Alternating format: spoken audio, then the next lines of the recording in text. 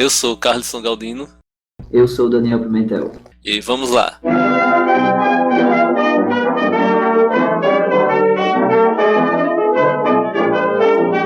Está começando o Politicast.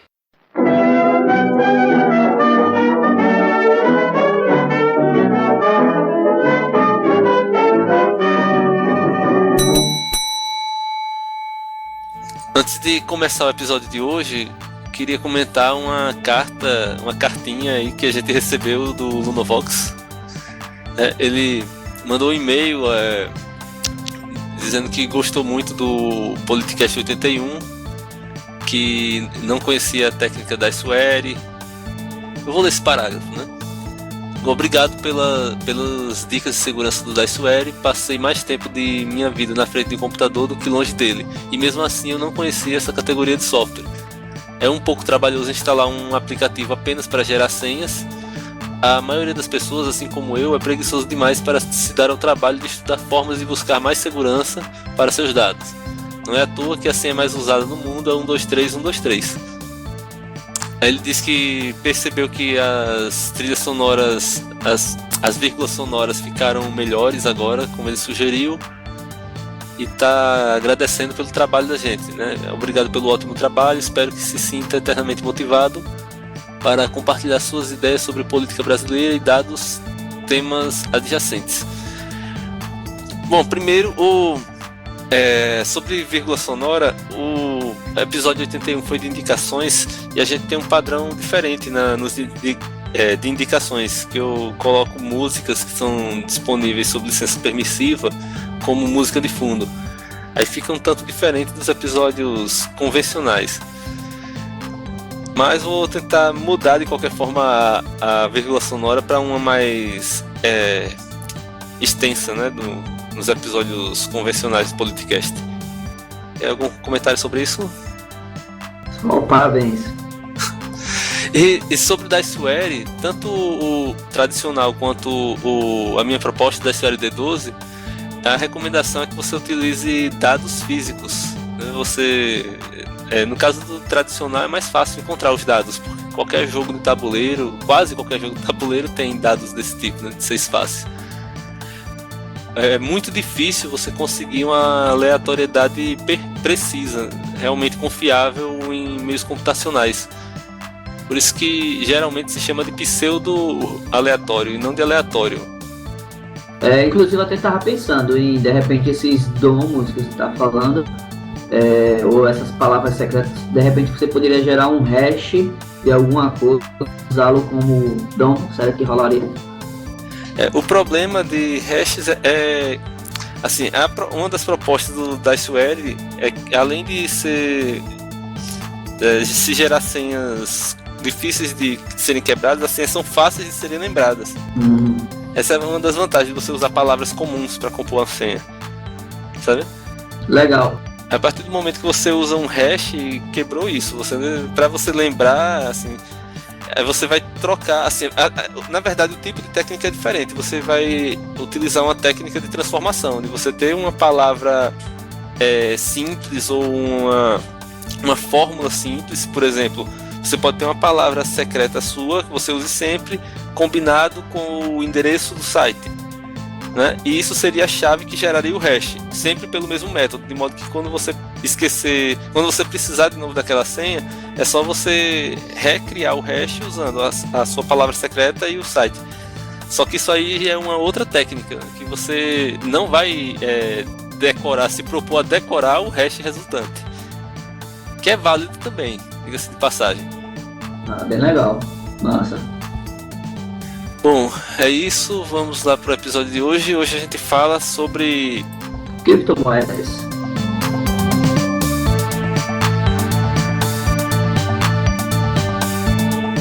Criptomoedas, isso. Primeiramente, a gente tem que tratar, eu acho que a gente, mesmo tendo feito episódios falando de tecnologia, de cultura hacker, a gente não tratou ainda de criptografia propriamente, né? Exato. Pelo menos não me lembro. O que vem a ser a criptografia, assim, conceitualmente? Você sabe definir? Talvez você tenha precisado definir para o seu trabalho, né? Sim, sim.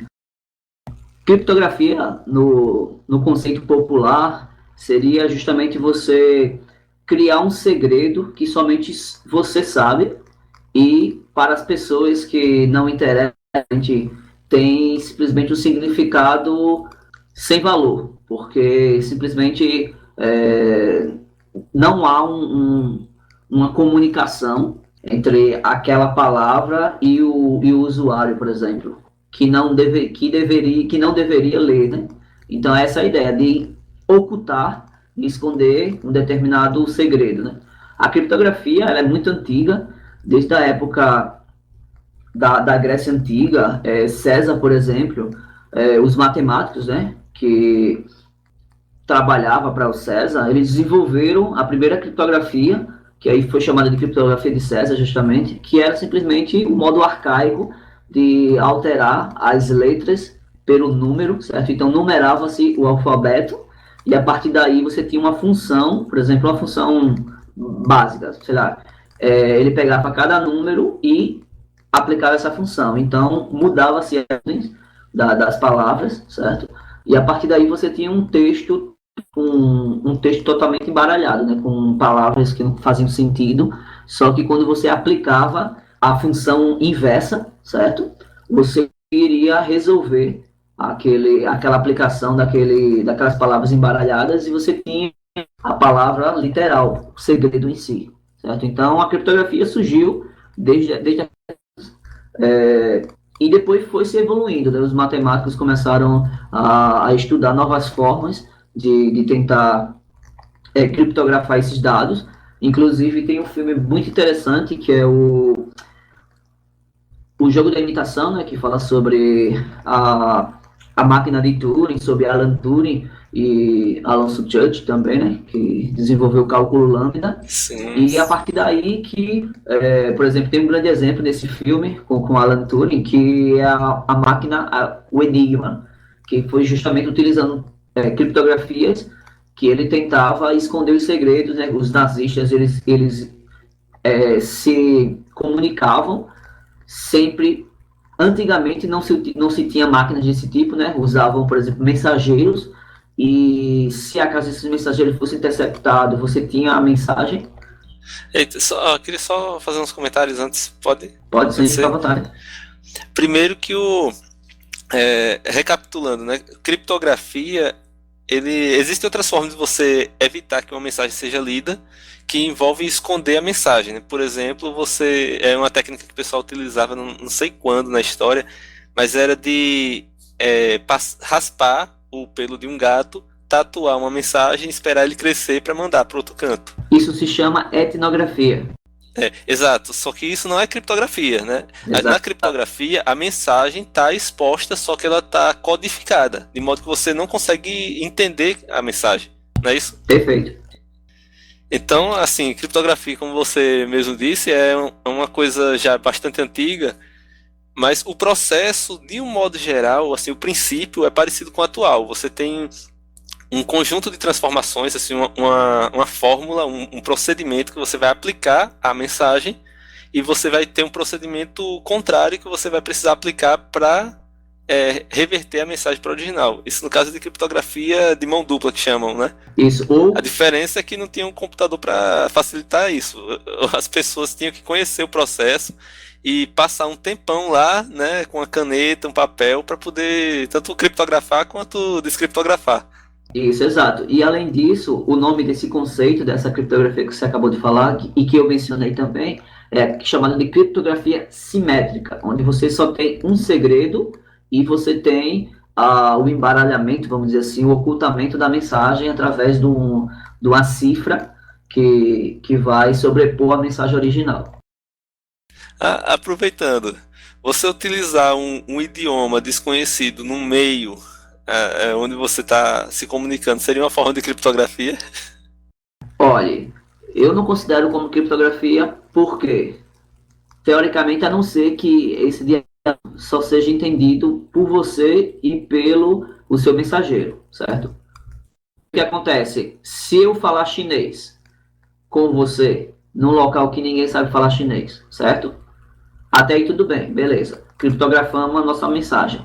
Só que se tiver alguém próximo, um chip próximo, a criptografia vai ser quebrável, né? Então, a ideia da criptografia é que você comunique com o destinatário sem a quebra da mensagem, certo? Ela tem que ser confiável, de ponta a ponta.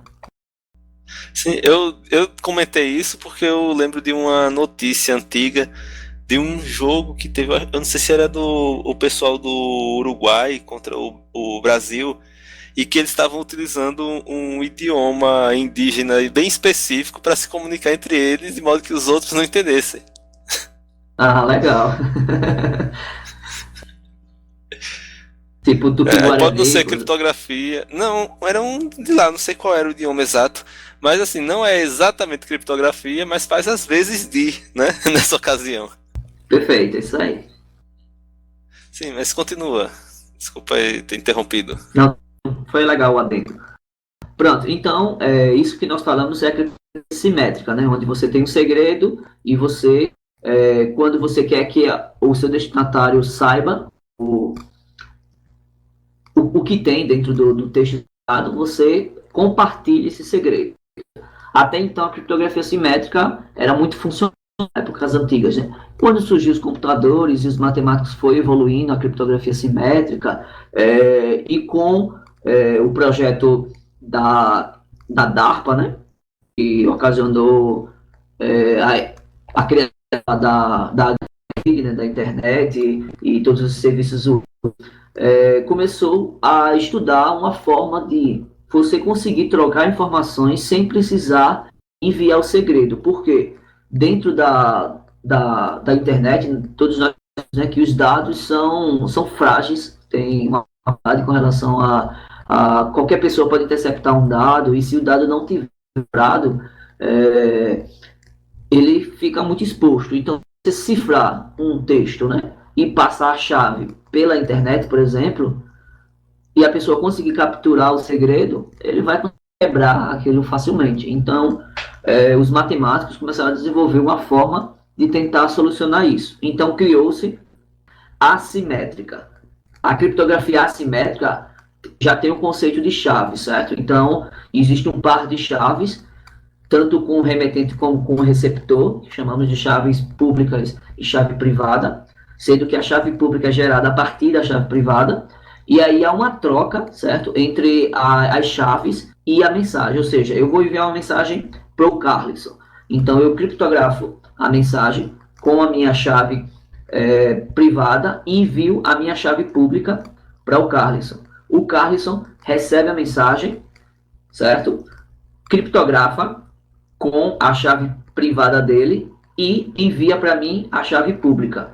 Eu verifico que a chave pública dele é realmente dele através da chave que ele criptografou, que eu não sei, que é a privada. Então eu dou um ok e mando a mensagem para ele, e aí quando ele receber, ele vai conseguir descriptografar, porque ele assinou aquela mensagem que eu também tinha assinado. Então eu não conheço a chave privada do Carlson, o Carlson não conhece a minha chave privada, nós conhecemos as nossas chaves públicas, as que foram trocadas, mas o segredo foi enviado uma vez para ele criptografar, depois foi enviado para mim, para eu dar um ok, para dizer que aquela mensagem realmente foi eu que enviei, e aí a partir daí ele vai conseguir descriptografar. Então, essa forma, certo, de você trocar chaves, de você trocar informações, saber o segredo, certo? Que seria justamente a senha para você descriptografar aquela informação, é usada até então, né? Então, existem vários algoritmos para poder criptografar utilizando chaves, que até hoje em dia tem muitas que não foram quebradas, né? Hoje existem campeonatos de quebra de criptografia, que muitas empresas e a academia investe, dão vários prêmios legais, que o pessoal coloca à prova, certo? Mas esse conceito e desse tipo de função matemática que é aplicado, de criptografia assimétrica, é o mais utilizado quando você precisa compartilhar, certo, alguma informação entre um local inseguro, como no caso da internet. Que antigamente, né, assim, bastava você desenvolver um processo que fosse difícil de alguém adivinhar, né, que processo foi, que isso seria suficiente. Só que com computadores é muito fácil deduzir processos, né? Então não dá para depender só do processo. Por isso que se criou essas derivações que o processo pode, assim, supõe-se até que seja público, e o que vai realmente garantir o segredo não é só o processo, mas essas chaves associadas a esse processo. Isso aí. É isso? Perfeito. Resumindo. Sim, bom resumo.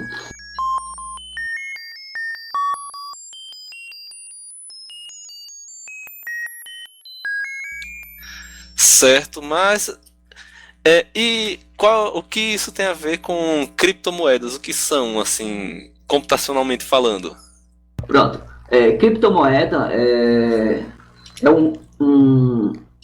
um atalho, vamos dizer assim, para moedas criptografadas, certo? Então, é um termo que foi criado depois que surgiu uma das primeiras moedas que nós vamos falar mais à frente, que é o Bitcoin.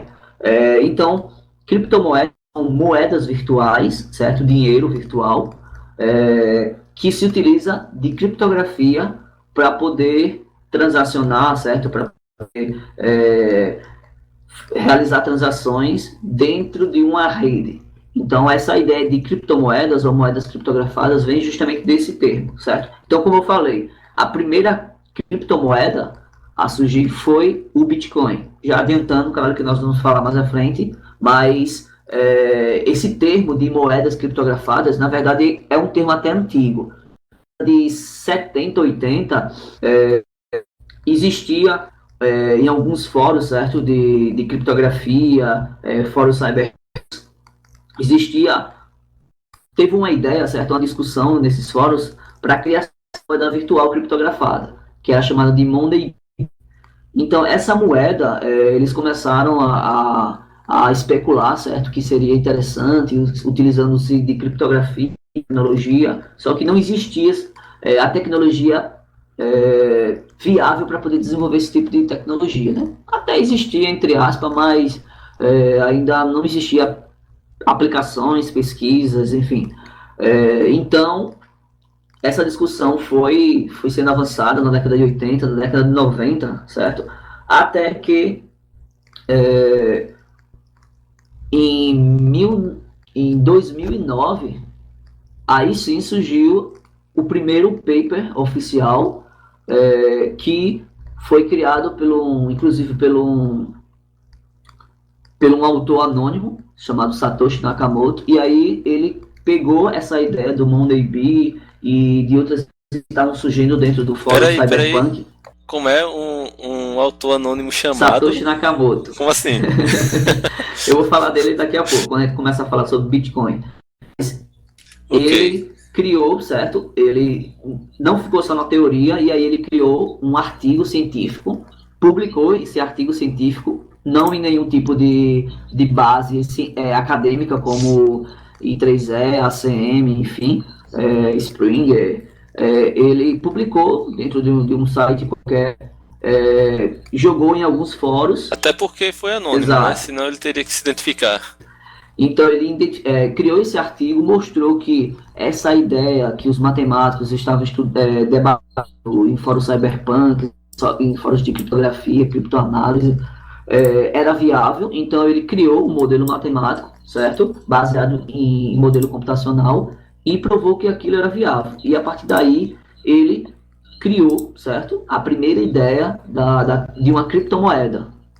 Então, vários desenvolvedores, como a ideia era desenvolver utilizando software livre, então o código era aberto, compartilhado, poderiam desenvolver, certo, em conjunto, e a partir daí, com o esforço de muitos, foi criada a primeira criptomoeda que hoje é tão conhecida, que é o Bitcoin.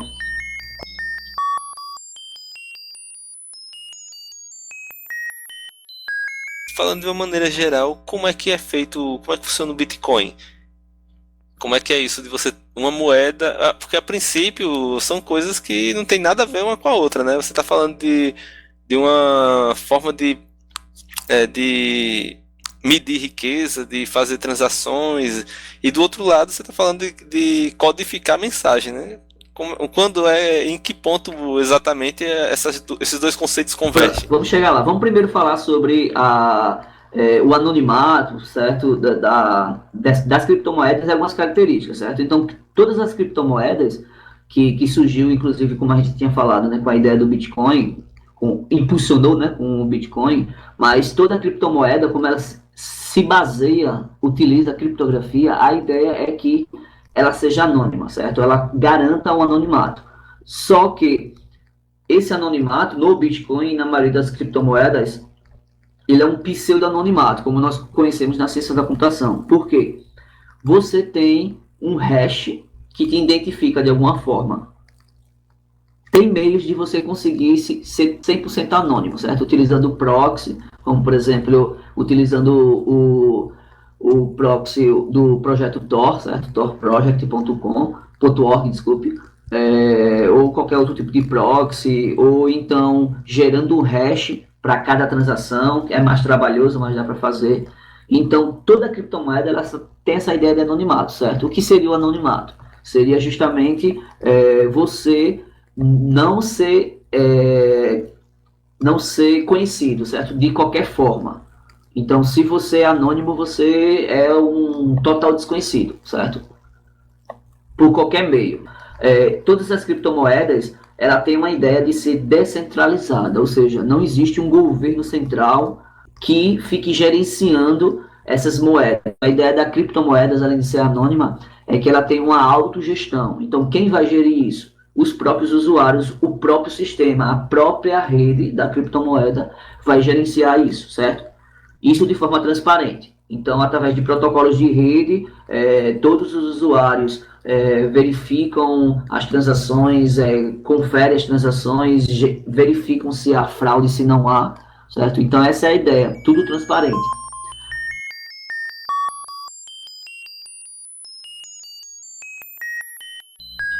Ou seja, só um parêntese, né?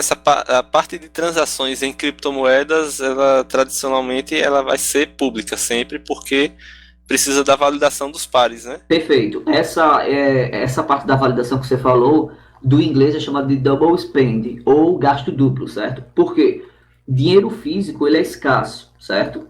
Então, como tornar um meio digital escasso? Porque até como nós conhecemos... Sim. Aí é outro ponto interessante, né? Porque não é só a gestão das transações, o acompanhamento das transações, é também a própria casa de moeda, entre aspas, ela não é centralizada. Isso, é distribuída. O que acontece? Com um dinheiro virtual, eu consigo criar e colar, certo, várias vezes aquele dinheiro e tornar aquele dinheiro escasso, certo? Então, esse foi um problema que muitos pesquisadores... e muitas tecnologias na parte da indústria em si tentou resolver, certo? E Satoshi Nakamoto, esse cara, essa universidade, enfim, essa entidade, certo? Conseguiu resolver com essa ideia de criptomoedas aplicando no Bitcoin. Como? Como o Carlos também falou, tornando todas as transações públicas, certo? Então, todos podem verificar as transações e existe justamente a confirmação em pares dos usuários, certo? E quando uma transação ela é efetivada, 51% no mínimo da rede das criptomoedas devem, no caso do Bitcoin, certo? Já focando na parte do Bitcoin, eles devem confirmar aquela transação. Por quê? Porque pode existir ataque de serviço que pode comprometer a rede e, por exemplo, se um atacante malicioso conseguir comprometer 51% de todos os usuários de uma rede, ele consegue gastar uma moeda virtual, certo? Um Bitcoin, por exemplo, 2 vezes. Então, essa ideia de tornar as transações públicas, além de trazer uma maior confiabilidade para os usuários, também é uma forma de validar a moeda de forma transparente, resolver o problema do gasto duplo ou double spend e tornar o processo mais confiável, certo? Então, essa é a ideia da confiabilidade das criptomoedas, porque, como o Carlson também comentou, não existe uma casa da moeda, certo? A ideia não é ser centralizada, é ser centralizado. Então, as criptomoedas ela tem a ideia de ser descentralizada, utilizando a rede ponto a ponto, que chamamos de peer-to-peer, do inglês, se quiser, ponto a ponto, justamente, ou P2P.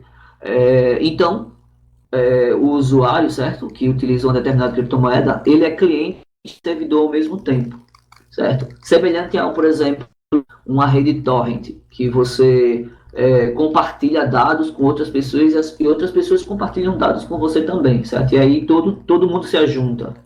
E o sistema é que é através dessas transações que são públicas, que, por exemplo, no Bitcoin é chamado de blockchain. É uma grande base de dados descentralizada, vamos dizer assim, certo? E todo mundo tem uma cópia de todas as transações, certo? Então essa foi a ideia que as criptomoedas tentou trazer, e o Bitcoin conseguiu captar e criar a primeira criptomoeda. Isso em 2009, certo?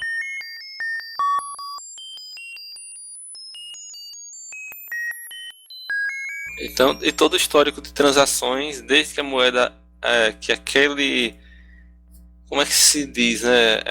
Aquela unidade da moeda foi criada até agora, né? Todas as transações estão lá nesse blockchain. Perfeito.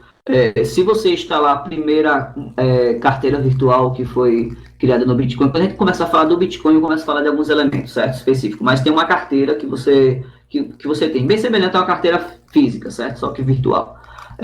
Essa carteira, quando você baixa o Bitcoin Core, que é uma das primeiras carteiras a surgir, você baixa, sincroniza, na verdade, todas as transações, desde a primeira, que foi criada pelo Satoshi Nakamoto, até as que estão ocorrendo nesse exato momento, certo? Nos últimos 10 minutos. Por quê? A cada 10 minutos há uma validação das transações e criado um novo bloco, certo?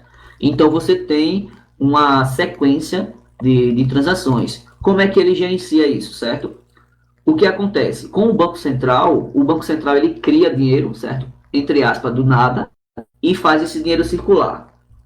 No Bitcoin funciona assim, como é também dinheiro virtual, certo? Existe uma validação da rede, que a gente vai falar mais à frente, que são os mineradores, e eles, através de alguns cálculos matemáticos, eles validam a moeda. Então, o que acontece?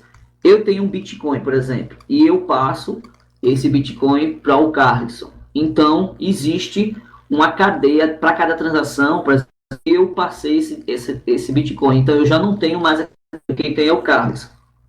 Então, isso fica registrado, porque quando o Carlson passar para outra pessoa, vai ficar também registrado.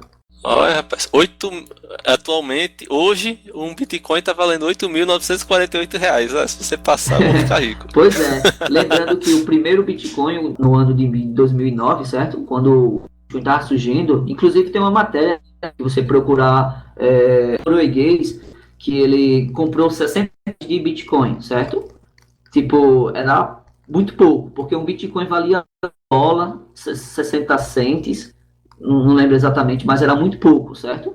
Era 2, 3 dólares, e hoje está mais de $1.000 e poucos. Chegou, inclusive, a um patamar, na semana passada, de mais de R$10.000, um Bitcoin. É $2.700 hoje. Pronto, perfeito. Então, se você procurar na internet, esse ele investiu R$60, certo? No comecinho, e deixou para lá. Quando ele foi ver agora, ele tem mais de 1 milhão, porque houve uma valorização da moeda.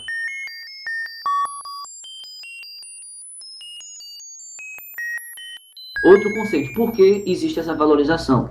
Ele é deflacionário, certo? Ou seja, a ideia da criptomoeda é essa, ela é baseada na lei da oferta e demanda, certo? Quanto mais gente comprar, quanto mais gente usar Bitcoin, circular Bitcoin, o Bitcoin se torna mais valorizado, então seu valor aumenta. Esse vírus que ficou bem famoso, o WannaCry, que particularmente só trouxe coisas boas, com exceção para quem usa o Windows, certo? Atualizado. Por quê? Primeiro que afetou os clientes da Microsoft. E segundo, não sei se isso é legal para quem usa Microsoft, claro que não, mas para quem usa software livre, eu achei. Apesar que tem o SambaCry, que é para GNU Linux, certo? Só que SambaCry. Só que a diferença, vale ressaltar que o WannaCry, ele afeta desktop, certo? E servidores, eu não sei. O SambaCry, ele só funciona para servidores, certo? Samba, que esteja rodando GNU Linux, mas com algumas configurações que são padrão, certo? Então, se você roda o Samba no servidor e muda as configurações, ela não funciona, essa falha, né? Lembra-se e ressaltando também que todo cliente GNU Linux ou BSD que use que você instale como desktop, ele não roda o Samba, ele roda o Samba Client, que não tem essa brecha, certo? Então só afeta servidores.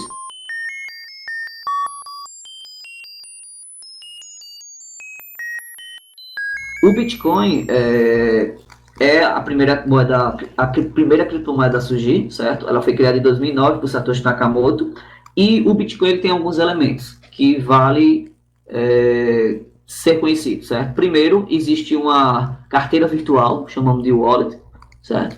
Essa carteira virtual, basicamente, ela tem um par de chaves criptográficas, que o Bitcoin utiliza a criptografia chamada Hexa, que é uma criptografia de curva elíptica, que até hoje nunca é inquebrável, certo? Até então, mesmo com supercomputadores, ninguém conseguiu quebrar esse tipo de criptografia.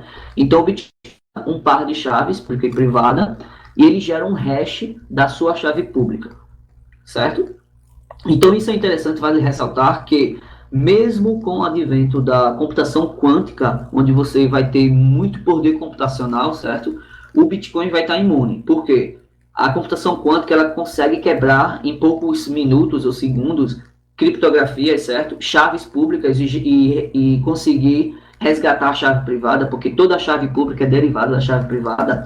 O Bitcoin ele se torna imune, não disponibiliza a chave pública, ele disponibiliza o hash da chave pública, certo?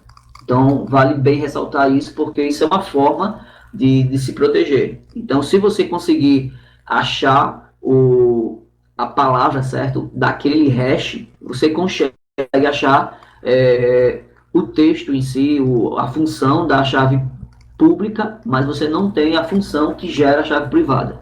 Então, o Bitcoin se torna um pouco imune com relação a isso. Então, existem essas carteiras virtuais, certo, que você transaciona através da troca de chaves públicas.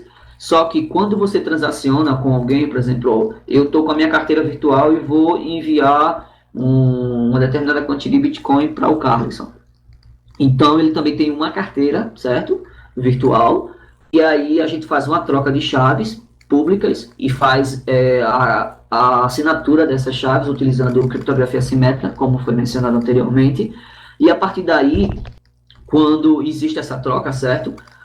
O sistema Bitcoin ele roda dentro de uma rede P2P, certo? Uma rede ponto a ponto, como nós falamos, que é descentralizada, ou seja, todo mundo é cliente, todo mundo é servidor. Então, quando essa transação vai ser efetivada, essa transação ela é enviada via broadcast, ou seja, enviada para todo mundo, para todos os peers que estão conectados naquele momento no sistema Bitcoin, na rede Bitcoin. E a partir daí, existem os validadores, que nós conhecemos como mineradores ou miners. Fazem. Ele conferir se aquele Bitcoin já foi criado, certo? Desde o primeiro Bitcoin que foi minerado, que foi criado, certo? De todas as transações, já que quando existe uma transação, ela é registrada nessa base de dados que nós vamos ver mais à frente, que é chamada de blockchain. Ele vai validar se a cédula, entre aspas, é autêntica. Exato. Para não ter o gasto duplo. Essa é a ideia. Para não ter se essa moeda já foi criada em um dado momento, certo? Então, ele vai uma verificar... analogia com o mundo real é como se ele olhasse o número de série da cédula. Perfeito. Exatamente isso. Então, ele vai fazer essa validação da moeda e, consequentemente, esses mineradores, eles criam blocos, certo? Ou seja, eles criam blocos que são anexados. Por quê? Como eu tinha falado, todas as transações, ela referencia a transação anterior, certo? No bloco. Por quê? Com isso, eu tenho um histórico. Inclusive, essa parte da blockchain, que eu vou falar mais à frente, ela está sendo estudada para ser aplicada em outros contextos, como, por exemplo, em cartório, certo? Porque aí evita fraudes e nomes duplicados, por exemplo. Você tem foi uma sacada de confiabilidade muito boa, né? Dá para reaproveitar. Com certeza. Muita gente está estudando esse conceito do Bitcoin para ser aplicado em outros contextos, certo? Então, todas as transações são validadas pelos mineradores e ele também faz uma prova matemática, certo? Que é chamada de Proof of Work, uma prova de trabalho em si, que ele, basicamente, ele vai tentar resolver um cálculo matemático e gerar um hash, certo? Utilizando uma resolução de um hash de 512, SHA-512, certo? Então ele vai tentar resolver esse hash que é gigantesco, certo? De todas as transações e, consequentemente, ele vai tentar validar essa moeda e, se for, essa transação vai ser efetivada, certo? Então, para que isso tudo? Justamente como o Carlos falou, para verificar a autenticidade daquele Bitcoin e daquela transação. Além disso, anteriormente, esse cálculo era muito simples, certo? Só que quando o bloco foi aumentando, hoje o bloco está em torno de 1 mega, certo? E quando essas transações, milhares de transações começou a ocorrer, milhares de Bitcoins, milhões, né? Já existe. Então, qual foi a forma do Bitcoin permitir que as pessoas continuem minerando, certo? Já que os mineradores, eles são o coração do Bitcoin, porque eles validam e criam novas moedas. Então, o que foi que o Bitcoin fez? O Bitcoin... além de serem casa da moeda, eles também são o cartório do perfeito. Bitcoin. Exato. Mais ou menos por aí. Interessante. Eles geram essas transações e é enviado. Na verdade, o cartório é a blockchain, que a gente vai falar mais à frente. Certo. Mas ele é o agente que cria aquele processo e envia para o cartório, vamos dizer assim, certo? Então, dessa forma, o que foi que o sistema Bitcoin pensou? Tá, beleza, eu vou gastar meu poder computacional, energia, enfim, para não ganhar nada? Não. Então, existe uma recompensa. Existem taxas, certo, que são pagas para poder que uma transação seja resolvida mais rapidamente. E toda transação ela tem uma taxazinha mínima, certo? Que o usuário ele não paga, vamos, entre aspas, certo? Quando eu vou transacionar um Bitcoin, por exemplo, com o Carlson, eu não vou pagar essa taxinha. Quem vai pagar são, como é que eu posso falar? Uma parte da rede que vai ser criada, certo? Porque cada transação tem que ser resolvida em 10 minutos. Então, se você quer que uma transação seja resolvida mais rapidamente, você paga uma taxinha. Senão, você vai pagar 10 elevado a menos 16, isso. Assim, aproveitando esse momento, só para falar de outra curiosidade, não só do Bitcoin, mas das criptomoedas, né? Enquanto as moedas tradicionais, elas estão limitadas ao físico, então elas são contadas até os centavos, no Bitcoin você pode ter várias casas decimais depois. Isso, no caso, 16 casas decimais. Certo? Prossiga aí. Essa unidade mínima, certo? Então, 0,15 zeros e 1 é chamada de Satoshi. Então centavo. Essa aí é a unidade mínima dele. Isso, é a unidade mínima. E não essa pode também, ter 17. Isso. E essa também é a taxa mínima, certo? Que você paga quando você faz uma transação, que é mínimo, certo? Então, essas taxas, elas vão para o minerador. Então, o minerador, eles ganham essa taxa. Está em torno mais ou menos de, se eu não me engano, 21 Bitcoin. Se o minerador resolver uma transação, resolver um bloco, na verdade, ele ganha 21 Bitcoins, certo? Só que o poder computacional para poder resolver, criar esses blocos, certo? Hoje em dia é muito alto. Hoje em dia, para você conseguir minerar com computadores normais, você não consegue, porque os cálculos são muito complexos. E o nível de dificuldade e o tamanho de transações que existe até então, para poder validar isso, é exponencial, certo? Então, dessa forma, criou-se algumas plataformas específicas que são chamadas de ASIC, certo? Essas plataformas, elas utilizam GPUs para poder fazer processamento mais rápido para isso. Hoje em dia, se minerar mesmo com um computador mais top de linha, você não consegue. Então, hoje em dia, quem faz a mineração são supercomputadores. O MIT ele tem um prédio inteiro só de pesquisa e mineração. Microsoft tem, Apple, Google. Já houve esse caso que o RTorrent não, o QTorrent, se eu não me engano, alguma coisa assim. Eles estavam utilizando a rede Torrent para poder fazer mineração também, certo? Então, existe muita gente fazendo mineração dessa forma. Só que hoje em dia tem dois tipos de mineração. Tem a mineração tradicional, que é um supercomputador, um cluster, que resolve esses blocos, certo? E aí ele adquire esses 20 e poucos Bitcoin. Ou existe a mineração compartilhada, que é chamada de miner pool, que seria simplesmente, por exemplo, eu tenho um celular, o Carlson também, a Maria e o João também tem, e nós compartilhamos, certo, o processamento dos nossos celulares ou desktops, e em conjunto, se nós conseguirmos resolver, certo, imagine 1000 celulares compartilhando o seu processamento, se nós conseguirmos resolver uma transação, esses bitcoins vão ser rateados entre esses 1000 usuários, 1 milhão de usuários que estão compartilhando o processamento, certo? Então, consequentemente... Na proporção de que cada um contribuiu, né? Isso, cada um contribuiu, só que a empresa que está fornecendo esse tipo de serviço, ela fica com a maior fatia do bolo e as migalhas ficam para os usuários bestão que estão gastando processamento à toa. Mais ou menos isso. Tipo, eu já fiz esse teste e o máximo que eu ganhei foi alguns reais. Isso no mês, né? O celular esquentando, gastando bateria e tudo, o computador, mas enfim. Tem que testar, né? É uma forma que você pode utilizar. Então, esses mineradores eles fazem essas validações, certo? Uma vez validada, uma vez criados os blocos, então os mineradores colocam as transações dos últimos 10 minutos, certo? Nesse bloco e faz uma linkagem com o bloco anterior. Então, existe essa ordem cronológica de todas as transações, certo? Desde a primeira até a última, justamente para ter um controle de para quem está sendo enviado aqueles Bitcoin. Claro que não tem nome, não tem CPF, enfim, não tem nenhuma identidade do usuário, porque a ideia é que seja anônima. Existem os hashes das carteiras virtuais.